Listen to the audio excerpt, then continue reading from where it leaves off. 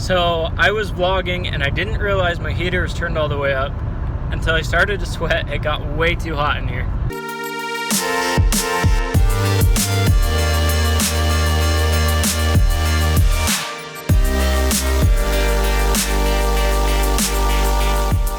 Welcome back to your favorite small automotive YouTube channel, EVO Auto. I'm Nate and I am in my cousin's 2011 Mitsubishi Galant. This is not my typical video. This is not really a review video. This is not really any type of video, and maybe I will show you the car in this video. I don't even know that yet. I'm cruising down the highway at 80 miles an hour.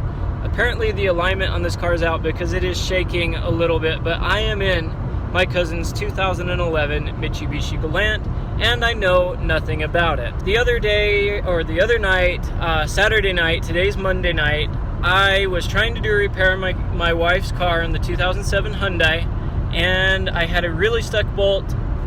I also sprung a strut. The repair took me 6 hours longer than I was expecting. It was late at night. I was frustrated. We couldn't get it off, and he went ahead and spent another 2 to 3 hours, or I don't even know how long, on that repair for me to get it ready for me to come back tonight and to put everything together. And so huge thank you and a huge shout out to my cousin for that. You are awesome. I don't know anyone else that would let me not only borrow their shop, come make a mess of it, use their tools, but then come and help me, take time out of your night to come and help me, and then send me home in your car for me to be able to spend the weekend with my wife and come back up here to work on my car once again. Of course, putting miles on your car. So I really appreciate that. Thank you so much. So the 2011 Mitsubishi Galant, this is going to be kind of my first impressions on the vehicle. Do I like it? What I don't like about it? And again, I know nothing about it. I have driven the car now for 110 miles. I have about 30 miles left to go to my cousin's shop here in Blackfoot. But again, I don't know anything about this car. I don't even know what engine's in it. I think it's a 1.8 liter 4-cylinder, and I think it's a rotary, but don't quote me on that. So I was very impressed with the car when I first got in it that night to ride with my cousin to his house. I thought that this car was probably a 2016, 2017. So in my opinion, this car on the inside looks quite a bit newer than it actually is. However, when I got home, my wife hopped in with me. We went and grabbed some sodas while the car was still warm. She thought that this car was like a 2005 or 2006. So after talking to her a little bit, I think it could go either way. It either looks newer or it looks older. I don't know. It's kind of basic inside. There's no fancy touchscreen. There's no heated seats. There's no super fancy CD player or Bluetooth radio or fancy stereo system. There's not even power seats in this car, but there are power windows, door locks, power mirrors. Alright, so here's what the car looks like in front. As you can see, it's got a pretty standard and I think newer, updated looking instrument cluster. Also, the radio, pretty standard, especially for one of these foreign cars. Now, Mitsubishi, if I'm not mistaken, is Japanese. I'm working on a Hyundai. It's super similar to the Hyundai. There's your climate control, your shifter knob. I've got a ton of stuff in the road right now, but there's your shifter knob. It's got a manual mode on drive. I don't know how to use it. I think you slap it over to the right there, and then you just shift up or down like I guess normal manual mode on a Hyundai again, or even the Audi, or really any car would be like. Here's the Mitsubishi logo on the steering wheel. You can turn traction control and you have your dimmer switch right there. Manual everything except the seats. Seats are, I guess, manual. Sorry, automatic everything. The seats are manual. Power mirrors as well. I think the mirrors on this car are super kind of funny. They're really not that easy to see out of. They're actually kind of a pain in the butt. Here's your rear view. You've got just lights. There's no sunglass holder or anything like that. You do have a couple of storage compartments here in the center console as well. Those open up, and that's really about it when the interior, where the interior of the car is concerned. Now, there is plenty of room in the back seat, which is funny because the Galant's not a big car.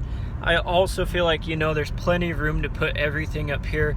I actually really like this interior. I think that it is a lot more roomy, or there's more area or more spots to put stuff than in my Audi. Now, I do know that the Audi is bigger in the interior, and I think it's a lot more comfortable. Huge first impression of the Galant is that it is not very comfortable to ride in or drive. For some reason, the seat cushion is sitting like this, and I cannot get the front of that cushion to tip down. I worked on it for almost an hour on my whole way home from Blackfoot and finally gave up with almost dead legs from sitting at that angle the whole time. Now, I know some people like that angle. Maybe my cousin likes that angle. I can't figure out how to change it on the seat. Hopefully I didn't mess that up too bad and have to have him readjust his seating position. But so yeah, in that term, I have not really found a Japanese or Korean or Chinese car that it has been super comfortable in the driver's seat. Now, the Hyundai won't slide back far enough. This has plenty of room. It's just that seat cushion is so uncomfortable, and the passenger side seat is actually the same way. So I don't know if you can adjust it. I think it might just be something with this car. It seems to have automatic headlights. I'm pretty sure you can shut them off. I don't know. It's got the European or foreign style control panel instrument cluster. So you have your windshield wipers on your right hand, your blinkers and lights on your left hand, and for some reason in this car, cruise control is on your right hand but below the windshield wipers. Just show you guys that. So cruise control's right there, windshield wipers, and then all of your lights and stuff like that on that side. So driving in this car, it's really not that bad. Everything seems pretty intuitive, but I'm used to driving European and foreign cars. The only thing that I found to be a real pain in the butt was cruise control, which is down here. I used it this morning on the way to work. It's absolutely dreadful to have to hit that switch and to get it going. The Audi feels really, really comfortable going even 110 miles an hour down the freeway. The Hyundai, I cruised here at over 80 the other day. It feels pretty good. The Galant, first impressions, I'm not as comfortable going super fast in this car, but again, this is a newer Galant. It's a 2011. It's probably built more for efficiency, and dang it, I did not fill this car up with gas, so I probably have to run back into town and do that. Shoot. I don't know how fuel efficient it is then, but I've used a quarter of a tank. I think it holds around 16 gallons from filling it up the other day when it was almost empty. Not really sure. I've put 130 miles on it in a quarter of a tank, so that's 460. I don't check my math here. It's probably around 500 miles though on a tank of gas, so that's pretty good. That's not bad. Pretty good.